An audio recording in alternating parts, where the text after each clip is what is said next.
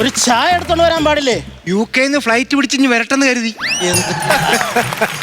ആരെങ്കിലും ഫോൺ പിടിച്ചോണ്ടിരിക്കുമ്പോ ചെവി ഓർത്ത് കേൾക്കണം. നല്ല പരിപാടിയൊന്നുമില്ല. നിങ്ങളുടെ ശല്യം കാരണമാണ് കട്ടിലെടുത്ത് ഞാൻ പുറത്തേക്ക് ഇട്ടേക്കണം. അപ്പൊ ഇവിടെ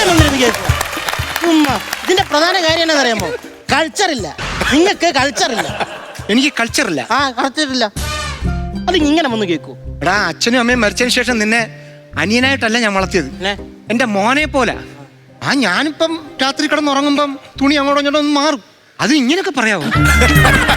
എടാ, കുഞ്ഞുനാളില് നിന്നെ കുളിപ്പിക്കും ഞാൻ. അപ്പം നിന്റെ കൾച്ചറിനെ കുറിച്ച് ഞാൻ സംസ്കാരമില്ലെന്ന് അതൊക്കെ എനിക്കറിയാം. അതെനിക്ക് മനസ്സിലായിരുന്നു. ഇതെന്റെ കയ്യിൽ തന്നെ ഇത്. അത് അപ്പുറത്തെ വീട്ടിലെ രാജേഷ് ഇല്ലടാ. ആ രാജേഷിന്റെ മോൾക്ക് 2ാം ക്ലാസ്സിൽ പഠിക്കുന്നത്. അവക്കൊരു PP വേണമെന്ന് പറഞ്ഞു. ആണല്ലേ? ആയ കാലത്ത് കല്യാണം കഴിച്ചായിരുന്നെങ്കിൽ സ്വന്തം മക്കൾക്ക് ഉണ്ടാക്കി കൊടുക്കാനും. നീ കാരണമാണ്. ഞാൻ എന്നാ കാണിച്ചേ? നിനക്കറിയാവോ, 20 വയസ്സുള്ളപ്പോഴാണ് നിന്നെ എന്റെ കയ്യിലോട്ട് അമ്മ ഇങ്ങനെ പെറ്റു തരുന്നത്. കുരിയക്കൂടിന്റെ അത്രേ ഉള്ളായിരുന്നു നീ. പിന്നെ നവജാത ശിശു അബൂ സലിമിനെ പോലെ.